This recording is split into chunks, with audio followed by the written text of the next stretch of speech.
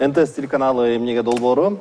Мындан жарым жыл мурун Ысык көлдүн жээгинде Асман эко шаары түзүлөт деген долбоор чыккан. Шаардын сыйымдуулугу 500 000 кишиге жетет деп, анда чоң бир инфраструктура, экологиялык шарттарга туура келген шаар болот деген демилге чыккан. Демилге чыккандан кийин дароо мамлекеттик дирекция түзүлүп, ал дирекциянын башчысына белгилүү бизнесмен Тимур Файзиев дайындалган. Кечээ күнү Тимур Файзиев дирекциянын жетекчисинин ордунан бошотулуп, ал кызматка долбоордун автору Руслан Ахматалиев дайындалды. Ассаламу алейкум, Руслан мырза. Ассалам. Жаңы кызматыңыз кут болсун. Рахмат. Ошондой эле Мухаммед Ванинов бүгүнкү студиябыздын мейманы, Асман шаарынын куруу долбоорунун архитектору. Саламатсыздарбы? Жана архитектор Мамасадык Амаркулов агай. Кутмандуу кечиңиздер менен. Руслан мырза, эми жарым жыл болду дирекциянын түзүлгөнүнө. Жарым жыл сиз дагы башында өзүңүздүн мындай кайчылаш пикирлериңизди билдирип аткансыз. Жарым жылда эмне жаңылык бар экен? Биздин билген боюнча биринчи Тор айгырга участок алганбыз. Андан кийин Тимур Фазиев келип калып, 4 айдын ичинде жылдырыптыр просто участогынча. Изыскание эчтеке болбоптур, топосъемка болбоптур, трансформация жери болбоптур. Элдер менен эч ким сүйлөшпөптүр, эмне кандай болорунчу. Башкача айтканда, жумуш жылбаптыр. Жылган жок жумуш. Эми кандай план? Асман шаары баягы сиз башында түзүп берген комустун түрүндөгү, комустун имараты жана башка бийик имараттар коюлган шаар боюнча элеби, же өзгөрдү концепциясы? Эми концепциясы бир аз өзгөрдү. Келген Адис Бруно Карлие, дипломированный специалист во Франции, ал көп шаарларды жасаптыр. Эми ал өзүнүн видениясын айтты бизге. Азыр чет мамлекеттин баары үйлөр абдан өйдө бийик өсүп аттыр, булуттарга чейин. Будет комфортно людям жить, если дома будет 2-3, максимум 4 этажа. Потому что большие здания давят на людей. И это у нас будет все как бы в этническом стиле, көбүнчөсү. Жерге деген Кыргызстан таанылыш керек, өзүбүздүн орнаменттер менен, өзүбүздүн архитектурасы менен. Бизде мисалы үчүн азыр Кыргызстанда деген Кыргызстандын өзүнүн, кыргыздын таанымал архитектурасы жок да. Биз бул долбоорду разрабатывать этканда, ошо Кыргызстан таанылсын деп, мисалы үчүн чет өлкөдө Дубайдын Бурж халифасын карасак, сразу Дубай деп элестетебиз да. Же Франциянын Эйфелева башнясын көрсөк, сразу Франция экен деп элестетебиз. Мисалы үчүн Кыргызстанда бир зданияны көргөндө, мындай кыргыздардыкы деген мындай таанымал здания жок да.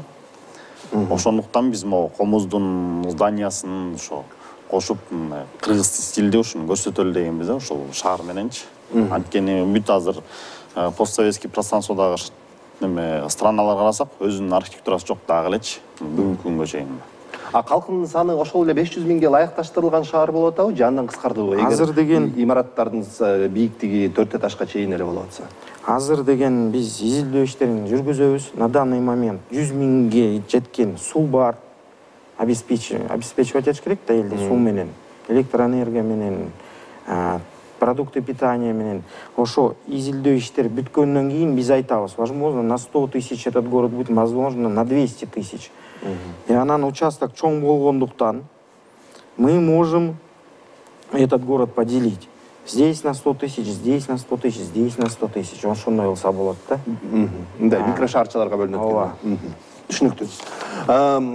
Агай менен таанышсыздар, Мамасадык Амаркулов агай менен. Агайдын өзүнүн пикирин биз социалдык баракчалардан билип бүгүн студияга чакырып отурабыз. Агай өзүнүн социалдык баракчаларында пикирин бул шаарды, бул долбоорду жомок деп атаптыр. Сиз эмне себептен?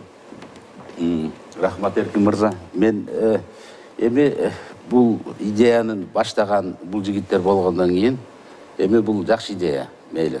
Мен буларды азамат деп коеюн. Бирок ошондо июнь айында Тор айгырда презентация өтүп, Асман шаарын курабыз. Ушундай болот десего жакшы экен деп менде ой кетти, ушундай кесипкөй архитектор катары.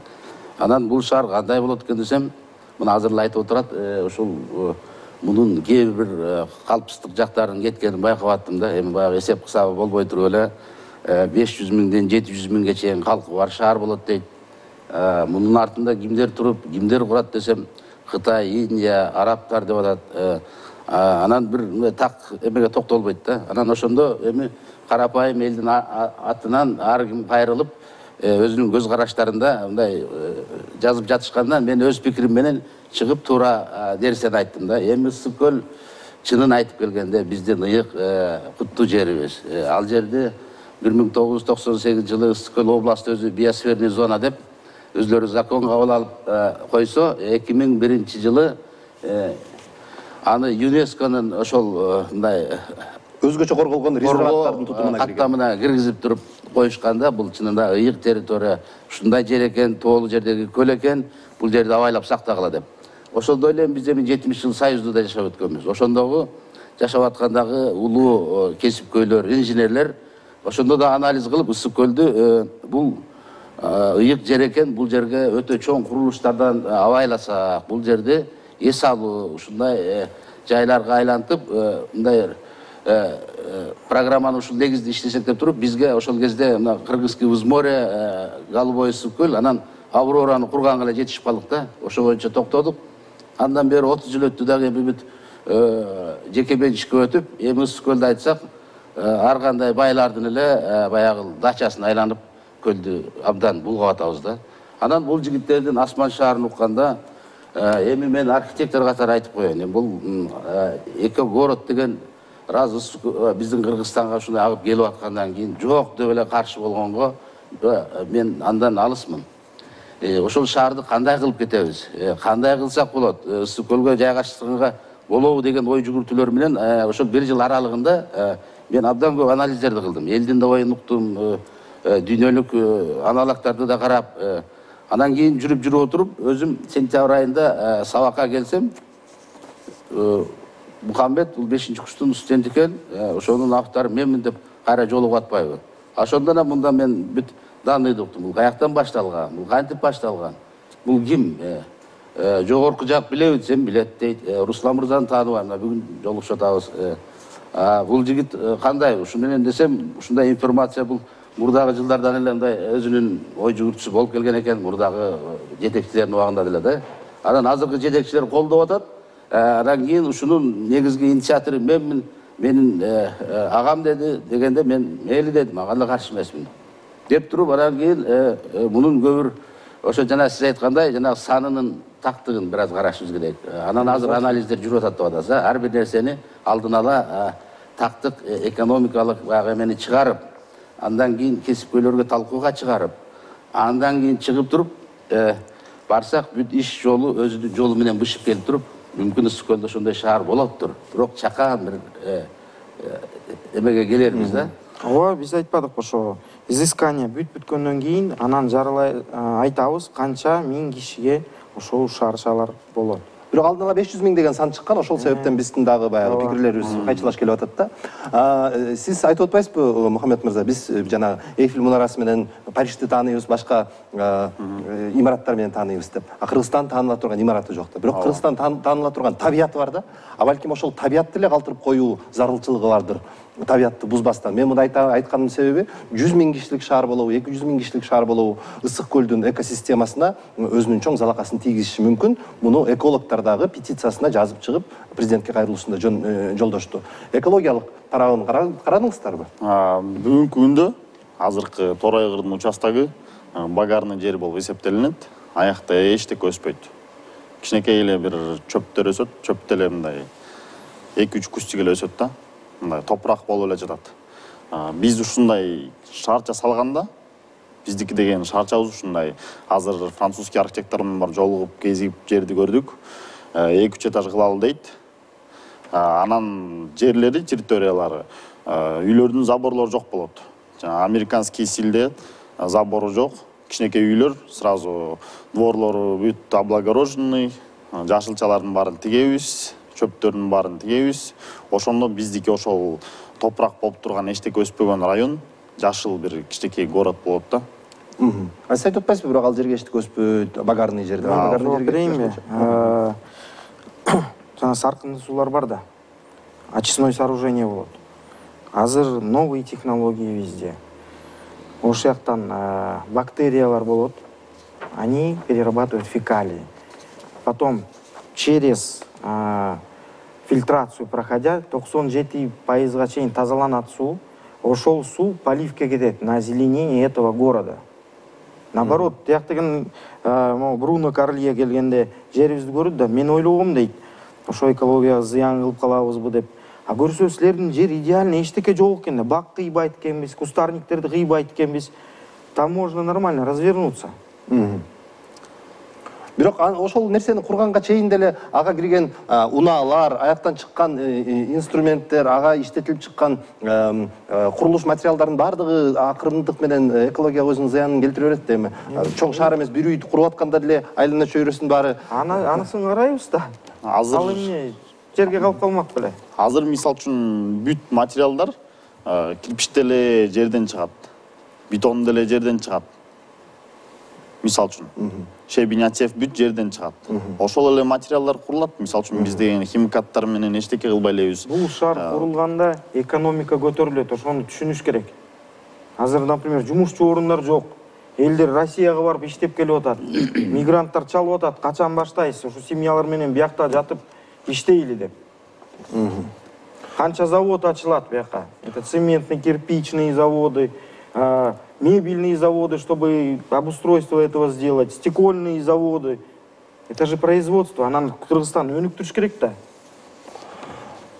Экономикалык тарабына бир аздан кийин келелик. Мамасадык мырза, сиз өзүңүздүн кайрылууңузда, өзүңүздүн пикириңизде азыркы Нур-Султан Астана шаарынын курулушунун идеясын мисал кылып келтириптирсиз. 40тан ашык өлкөлөрдөн келген архитекторлор конкурска катышкан, анан ал жактан токиолук архитектор жеңип алып, ошол боюнча салынып атат. Бүгүнкү асманды салып аткан архитекторлор кийим, мен булардын кесипкөйлүгүнө күмөн санайм деп. Дагы эле күмөнүңүз барбы? Ооба да. Эми сиз жана айттыңыз, бизге Кыргызстанда жанагындай бир чудо жогору кетип, мындай курулуштар менен бир шундукту көрсөтө албайбыз да. Айланабызда ала тоолорубуз турат, мына бул Кудайдын берген пирамидалары. Ушул биздин фонубуз болуп, ошонун ичинде чакан жайгашкан жерге шаарлар болсо, бул биздин мүнөздөмөгө туура келмек да. Анан эми ар бир жакшы нерсенин башталышы мындай концепция дейт, конкурс дейт, эмеге талкууга коет да. Астананы курарда казак президенти да дүйнөлүк конкурска коюп, ал жерден абдан көп архитекторлордун тобу катышып туруп, ошондон тандап отуруп турган ошо Япон архитекторунун концепциясын колдоп, ошонун негизи менен Астана курулуп атат. Бузулган жок. Эч бир көчөсү, бир үйү бузулбай, ошонун негизи менен президент өзү көзөмөлгө алып курулуп келатат да. Анан бул жерден чындыгында бул биздин кесипкөйлөр биле билсем эч кимиси билишпейт, кабардар эмес. Ушундай экен. Анан бул жомок деп айтканга туура келди да. Жомок. Бизди да угуп коюш керек эле. Биз өзүбүздүн оюбузду айтабыз. Мына 60 жашка келип мен 40 жылдык стаж менен кантип бир эки сөз айта албайм. Менде эле ич ойлорум бар деп туруп. Андан бери убакыттар өтүп келатат. Андан кийин бул жигиттерди карасам, азыр биз менен Франция инженерлик топтору иштешип атат деп атат. Дагы башка жак менен байланышта болуп атабыз деп атат. Менде бир суроо да сизге. Эмне үчүн ушу ысык көлгө эле токтоп калдык? Ушул эки город деп. Кыргызстандын ушул шаарды кура турган башка аймактар Кыргыз жергесинде толуп жатат да. Эгер башка жерге, ысык көл эмес, Баткенге, Руслан мырза, Баткенге, Токтогулга, Кочкорго, Чүйгө бир жерге куруп берсеңиз, мен сизге баатырлыкты берсин деп өзүм архитектор катары сизге сунуш менен чыгат элем да. Көлгө мен мындай кичине мындай оюмдун эмеси болуп атканы, көл бир мен үчүн эмес, Кыргыз үчүн, дүйнө эл үчүн керектүү көл да. Көлдү биз барып алып эле мындай бир азыр барып жуунабыз, анан эс алабыз, ойнойбуз дейбиз да. Жок, андай эмес да. Убагында улуу Чыңгыз Айтматов сырттан келгенде бир шопуру тозуп алчу экен да. Анан кийин тозуп алсам эле агай айда дейт ысык көлгө. Ысык көлгө барып, көлдүн четинде жарым саат карап туруп жүрөм, кеттик дейт. Ой агай, бутуңузду салып албайсызбы көлгө десем, жок, ысык көл бутту сала турган жер эмес деп туруп. Биз бул көлдөн өзүнүн касиети, руханий дүйнөгө бере турган, руханий күчтү бере турган бир касиеттүү жер да. Ошондой касиеттерге ылайыктуу объектлерде бүгүнкү күнү мен айтарым. Рух Ордо курулуп калды, жакшы. керексиз агайдын иши менен болчу. Аалам ордосу бүтпөй калды. Бүтүп калса жакшы болот эле. Аскар Салымбековдун тиги көчмөндөр номад амфитеатр бүтүп калганы бул да жакшы болду. Мындай нерселер абдан сонун керектүү нерселер да. Анан эми эки шаарды ушундай эле көлгөдө өзүңөр көлдүк жигиттер экенсиңер, бирок ушу көлгө кылса болот, акыл эс менен, эсеп кысап менен. Пикириңиз түшүнүктүү. Эмне себептен көл? Эмне себептен башка аймак эмес? Мисалы үчүн ошол эле чек ара. Силер касиеттүү деп атасыңар, чет мамлекеттер ысык көлдү көргүсү келет. Түшкүсү келет. Это, во-первых, туризм. Туризм келсе, алар деген бияка келген тамак ичишет, гостиницага жатышат. Акча түшүп атабы? Местное население чем-то зарабатывает. Туризм, во-первых. Биз деген могу шаар салынганда медицинский туризм кылалык деп атабыз. На данный момент көлдү даже томография кылганга оборудование Ну башка кеп. Нет, я вообще сейчас объясню. Бул сөзүң уже башка кеп уже. Мен түшүнүп атам уже. Медицинский туризм кылсак, биздин жарандар Турцияга барбайт. Германияга барбайт, Индияга барбайт, Израилге барбайт. Ал бүт бар каражат да биздин кишилер бара албай атат кээ билесиз да. Биякта медицинский туризм кылсак, у нас силер айткандай касиеттүү көл, это чистый воздух. После операции реабилитация здесь будет очень полезная. Даже сам Юрий Гагарин здесь реабилитацию делал, билесиз да. Болгон. Это будет колоссальный медицинский туризм. Казахстан, Россия, Узбекистан, Таджикистан, они могут приезжать и лечиться здесь. Не только как бы наши местные. Это большой плюс. Горнолыжные базы у нас есть в Караколе. Аэропорт рядом будет с Османом. Туристы прилетели, заехали в гостиницу, покупались, поехали дальше на горнолыжную базу отдохнуть. Анан көлдү айтып атасыз, көл биздики 10 ай эмес, жарым жыл эмес, 2 месяца сезон турабы. После көл өзү самоочищение болот. Если бы, да, сезон был бы хотя бы 6 месяцев, я бы категорически был бы против, потому что загрязнили бы. А на экологически чистый город болгондуктан мы туда целлофаны запретим, целлофановые пакеты, и постараемся, чтобы вся продукция заходила не в пластике, а в стекле. Как? Вот так. Что, кока-колы бутылочной нету? Кефиры мы не можем разлить в бутылку. Воду мы не можем разлить в бутылку. Можем же, правильно? Жок, мунун баары туура, бирок мындай Кыргызстандын ичиндеги белгилүү бир аймактын территориясына башка мыйзам киргизүү бул. Буну вообще аракет кылып Кыргызстан боюнча. Анан мен сиз айта кеттиңиз, Баткен, это наш только первый проект. Биз да аны үчүн эч кимге айтчу эмеспиз. У нас есть 7 областей. Когда мы запустим Осман, мы уже видим, у каких есть инвесторов деньги. И, например, для начала Османа көп деле акча керек жок. Потому что бул азыр элдин баары карап турат, бул чынбы калпы 50 на 50. Бул башталгандан кийин и тот же Аскар Байке Салымбеков келет, мен бияка Дордой плаза ачам, мен кинотеатр ачам. Биздин предпринимательдер ушул жака келип өзүлөр салып башташат. У нас много строительных компаний, у нас есть много бизнесменов. Пусть зарабатывает каждый. Биякта деген даже ошо 20-30 миң киши строитель иштесе, сен 10 миң пирожки сатчы, эмне деген акча болот? Здесь каждому есть возможность заработать. Руслан мырза, ушул маселеге келдик эми. Мына көп. Азыр эми мен дальше biraz айтып кетейин, ладно, мен башка жагына кирип кеттим. 7 областей. Мы хотим сделать туристический маршрут. Мен Кыргызстанны бүт барын жерин көрө элекмин, но у меня есть идеи, фантазии хорошие. Барып көрүп келем. И мы сделаем, например, Сонколь. Мы можем туда запустить рыбу, запустить фазанов, запустить зайцев и так далее. Осман айланасында эле сөз болсун. Хорошо. Осман боюнча, мына көп деле акча кереги жок деп атасыз, Руслан мырза. Канча акча керек экен? Я думаю, для начала 2 миллиарда хватит, и он сам по себе дальше будет. Это как строительная компания. Они вырыли котлован, у них покупают с котлована, и само собой өзүн жаап кете берет, турабы, по строительству у нас здесь в Бишкеке. Ошондой да. Я знаю много строительных компаний. Бул туманный суроо баягы кыял менен айтып атканчы. Анан эми көрөбүз ишке. Анан көл азыр 15 метрге тартылып калды деп атат. Барып көрдүңүздөрбү? 15 менен метрге көрдүңүздөрбү? на 30 сантиметров, да. Кеткенин көрдүңүздөр, байкадыңыздар? Это всегда. Каждые 4 года он то уходит, то приходит. Это природа. Аны биз ичип ийген жокпуз да. Же бир жакка алып барып төгүп ийген жокпуз да, байке. Жок, ойлонушубуз керек да эми. Ичкен жоксуз. Это природа, байке. Эмне болуп атат деп ойлонушубуз Күн керек.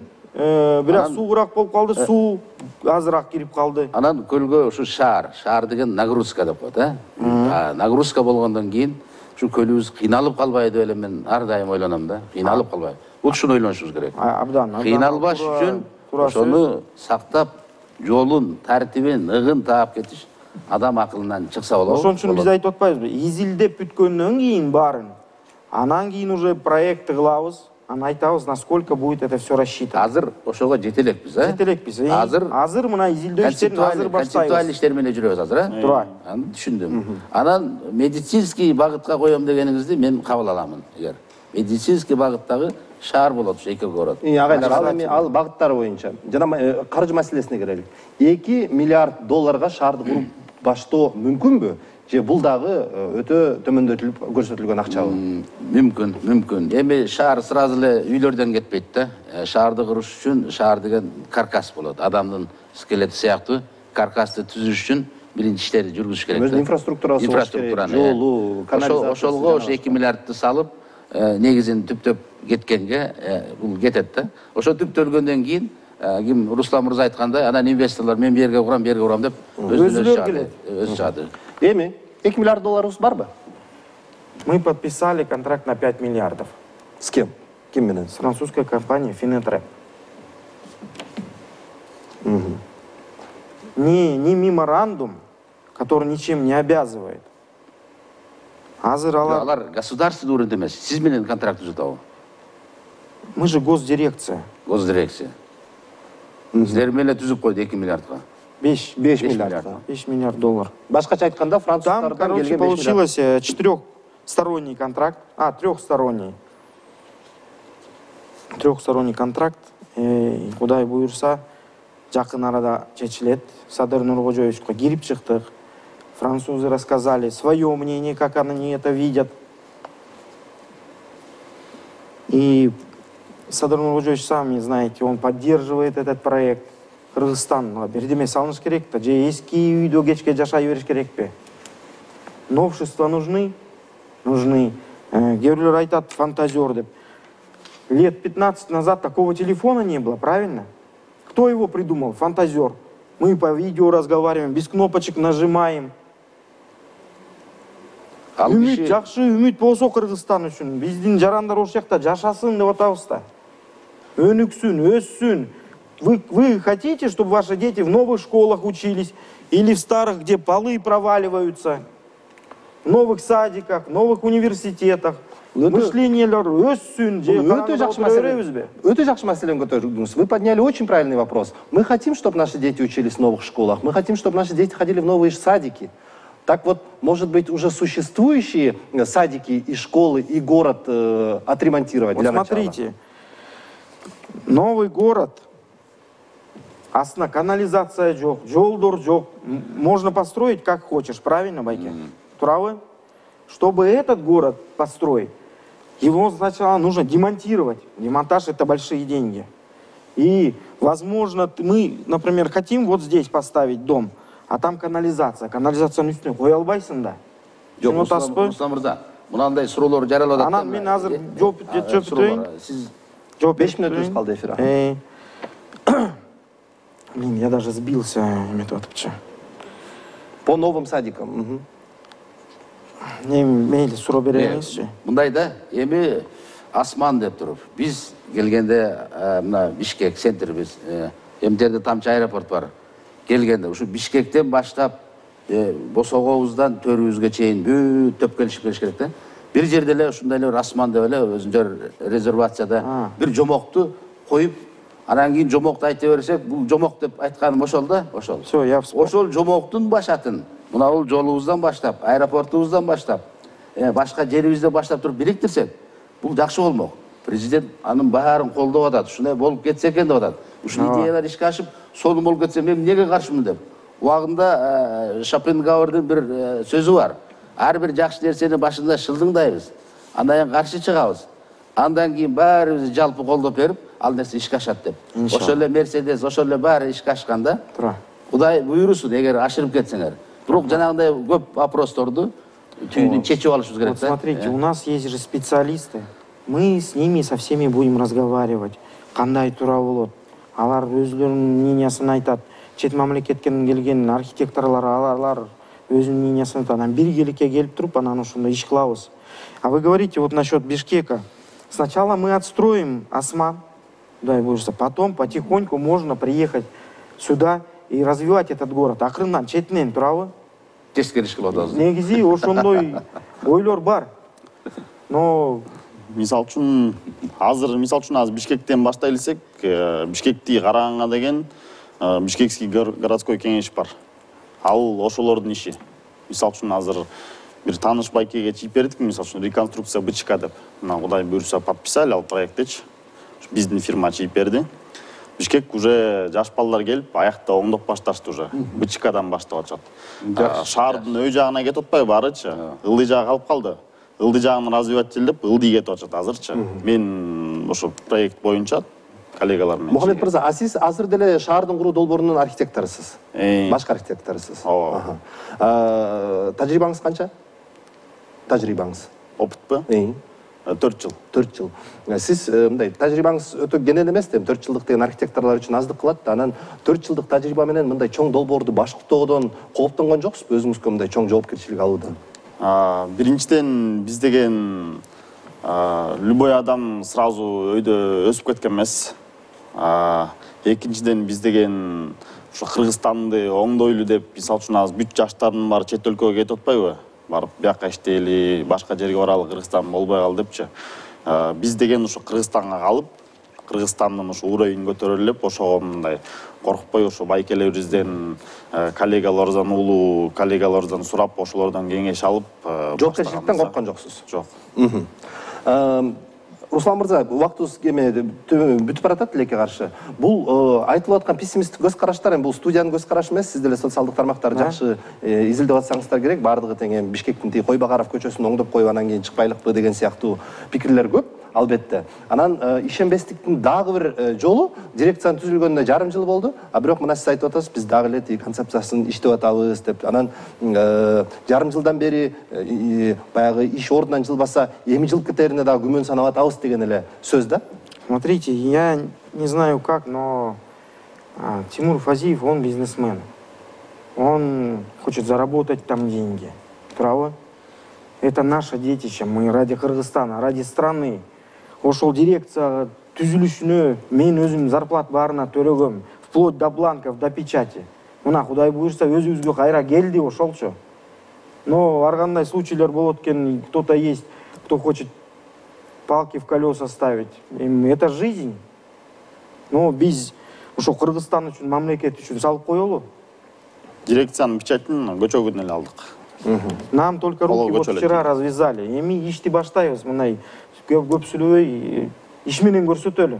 Канча убакытта 5 миллиард долларыңыз бар экен, бул расмий маалымат, буну таратып берсек болот. Француздардан келген 5 миллиард долларыңыз бар экен. Кайсыл? Эми бар эмес, эми азыр. Контракт түзүлдү деп атпайсызбы? Контракт түзүлдү, но они пока не перечислили. Нужно, по крайней мере, будем считать, что наполовину, да? Кудай буйрса. Анан качан шаардын биринчи ташы курулуп баштайт? Биз азыр ойлогон ой максатыбызды айттык да. Биринчи изилдеп чыгыш керек. Изилдегенден кийин анан башталыш керек. Изилдеп бүткөндөн проектти чийип баштайбыз. До этого, пока, я думаю, полгода минимум на это все уйдет. А если Тимур и его команда какие-то проделанные работы сделали, бизге берсе, нам еще легче будет, и биз алдыга жылып кетебиз. Сиз Файзиев мырза менен алардын иштерин алышып берише элексиздер азырынча? Мы вчера только печати забрали, бирок алар деле бир аракетин кылып иштешкен да. Ооба. Эми соңку суроом, сиздин планыңыз боюнча шаар толугу менен канчанчы жылы курулуп бүтүп, качан биз мына могул биздин Осман шаарыбыз ысык көлдүн жээгиндеги визитный карточкасы деп айта алабыз. 7-10 лет. Башкача айтканда 29-чу 32-жылдарга чейин. Агай, сизге жыйынтыктоочу сөз.